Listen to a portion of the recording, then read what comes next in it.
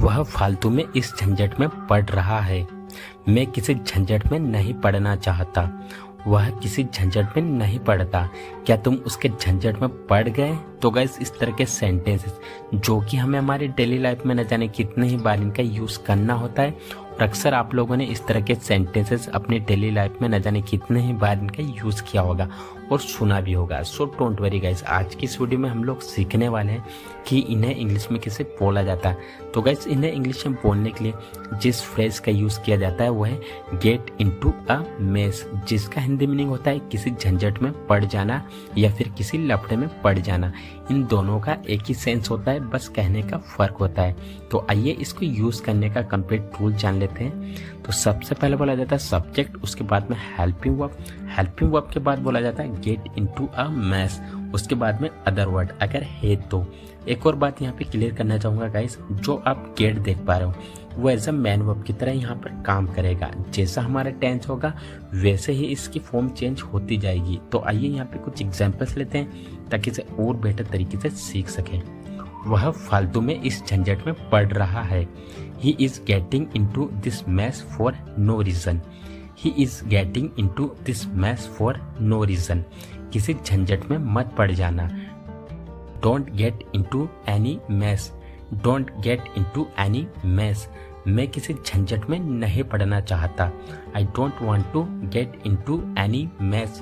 I don't want to get into any mess. वह किसी झंझट में नहीं पड़ता। He doesn't get into any mess. He doesn't get into any mess. क्या तुम उसके झंझट में पड़ गए? Did you get into his mess? Did you get into his mess? वह उसके झंझट में पड़ गया है। He has gotten into her mess. He has gotten into her mess. तुम्हें मिर्ची क्यों लग रही है? उसे हर बात पर मिर्ची लगती है।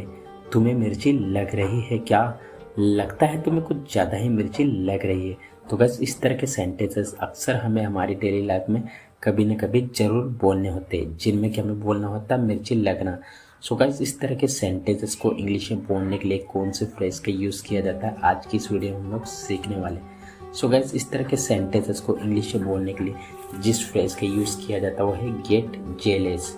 गेट जेलेस, जिसका हिंदी मीनिंग होता है किसी से जलन होना या फिर मिर्ची लगना। इन दोनों का एक ही मतलब होता है, एक ही सेंस होता है, बस कहने का फर्क होता है गाइस। सबसे पहले मैं आपको एक बात बता दूं, यहाँ पर कुछ चटपटा खाने की वजह से मिर्ची लगती है, हम उस मिर्च लगने की बात नहीं कर रहे। उसके लिए तो हम फिल चिली का यूज़ करते हैं। यहाँ पर तो हम किसी इंसान से, किसी चीज़ से, किसी काम वगैरह से जो जलन होने की वजह से जो मिर्ची लगती है उस मिर्ची लगने की बात कर रहे हैं, गेट जेलेस। तो आइए इसको यूज़ करने का कंप्लीट रूल जान लेते हैं। तो सबसे पहले बोला जाता है सब्जेक्ट, उसके बाद में हेल्पिंग वर्ब, हेल्पिंग वर्ब के बाद बोला जाता है get jealous plus other word. तो एक और बात क्लियर करना चाहूँगा गाइस, यहाँ पे जो गेट है वो ऐसा मेन वर्ब की तरह यहाँ काम करेगा। जैसा हमारा टेंस होगा उसके अकॉर्डिंग इसकी फॉर्म चेंज होगी। तो आइए कुछ एग्जाम्पल्स लेते हैं ताकि इसे और बेटर तरीके से सीख सके। तुम्हें मिर्ची क्यों लग रही है? Why are you getting jealous? Why are you getting jealous? उसे हर बात पर मिर्ची लगती है। He gets jealous on every single matter. He gets jealous on every single matter. तुम्हें मिर्ची लग रही है क्या? Are you getting jealous? Are you getting jealous? लगता है तुम्हें कुछ ज़्यादा ही मिर्ची लग रही है। It seems that you are getting jealous a lot. It seems that you are getting jealous a lot. मुझे मिर्ची क्यों लगेगी? करो जो करना है। Why will I get jealous? Do whatever you have to do. Why will I get jealous? Do whatever you have to do. पता नहीं तुम्हें क्यों मिर्ची लग रही है। I don't know why you are getting jealous. I don't know why you are getting jealous. Guys यहाँ पर आप I don't know why are you getting jealous का यूज़ ना करें, नहीं तो आपका सेंटेंस गलत हो जाएगा। क्योंकि यहाँ पर पूछा नहीं जा रहा, सिंपली बोला जा रहा है, इसलिए हम I don't know why you are getting jealous का यूज़ करेंगे। इसमें मेरा क्या फ़ायदा, इसमें तुम्हारा क्या फ़ायदा, इसमें उसका क्या फ़ायदा, इसमें दिव्या का क्या फ़ायदा। तो गाइस इस तरह के सेंटेंसेस जो कि अक्सर हमें हमारी डेली लाइफ में न जाने कितनी बार हमें बोलने होते हैं, और आप लोगों ने भी इस तरह के सेंटेंसेस अपनी डेली लाइफ में कभी न कभी ज़रूर बोले होंगे और सुने भी होंगे। सो डोंट वरी गाइस, आज की इस वीडियो में मैं आप लोगों को सिखाने वाला हूँ कि इस तरह के सभी सेंटेंसेस को इंग्लिश में कैसे बोला जाता है। तो गाइस इस तरह के सभी सेंटेंसेस को इंग्लिश में बोलने के लिए जिस फ्रेज का यूज़ किया जाता है वो है what's in it for me, जिसका हिंदी मीनिंग होता है इसमें मेरा क्या फ़ायदा। तो गाइस यहाँ पे एक और बात क्लियर करना चाहूँगा, यहाँ पे जो आप मैं देख पा रहा हूँ, यहाँ पे कोई सा भी सब्जेक्ट हो सकता है, मतलब ऑब्जेक्ट प्रोनाउन, जैसे कि यू, देम, हिम, हर, अस या किसी का नाम, इट एटसेट्रा। तो आइए कुछ एग्जांपल्स लेते हैं ताकि से और बेटर तरीके से सीख सकें। इसमें मेरा क्या फ़ायदा, what's in it for me, what's in it for me. इसमें तुम्हारा क्या फ़ायदा, what's in it for you, what's in it for you. इसमें उसका क्या फ़ायदा, what's in it for him या फिर हर, अगर वो फीमेल है तो हर, मेल है तो हिम। इसमें उनका क्या फ़ायदा, what's in it for them, what's in it for them. इसमें रोहित का क्या फ़ायदा, what's in it for Rohit, what's in it for Rohit. इसमें हमारा क्या फ़ायदा, what's in it for us, what's in it for us. इसमें सरकार का क्या फ़ायदा, what's in it for government, what's in it for government. इसमें दिव्या का क्या फ़ायदा, what's in it for Divya, what's in it for Divya. इसमें उन लोगों का क्या फ़ायदा, what's in it for those people, what's in it for those people. Guys यहाँ पे आप पीपल ना बोल करके दोस्त भी बोल सकते हो, दोनों ही करेक्ट है। मैं तुमसे जी भर के बातें करना चाहता हूँ, मैं उसे जी भर के देखना चाहता था, हमने जी भर के डांस किया, मैं अपनी लाइफ को जी भर के जीना चाहता हूँ। गाइस इस प्रकार के सेंटेंसेस अक्सर हमें डेली लाइफ में बोलने होते हैं। तो आज की इस वीडियो में मैं आप लोगों को सिखाने वाला हूँ कि इन्हें इंग्लिश में कैसे बोला जाता है।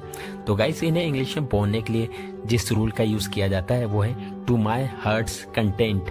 तो इसका मतलब होता है जी भर के। तो चलिए इसका कंप्लीट रूल जान लेते हैं। सबसे पहले लिखेंगे कंप्लीट सेंटेंस, जो कि किसी भी टेंस में हो सकता है, ये आपके ऊपर डिपेंड करता है कि आपको कहना क्या है। फिर उसके बाद लिखेंगे to my heart's content.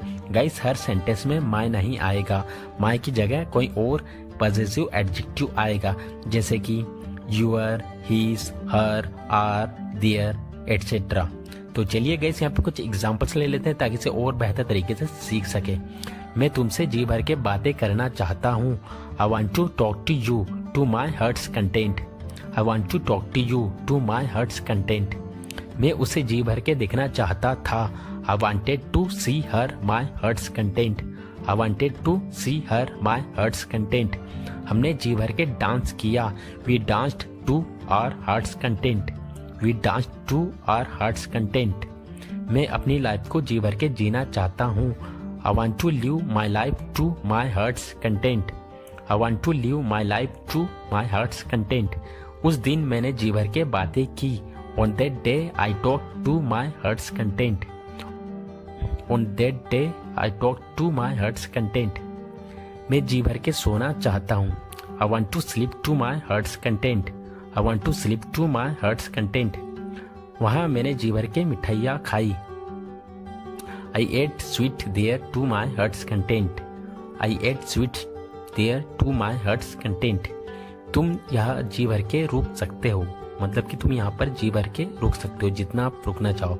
You can stay here to your heart's content, you can stay here to your heart's content.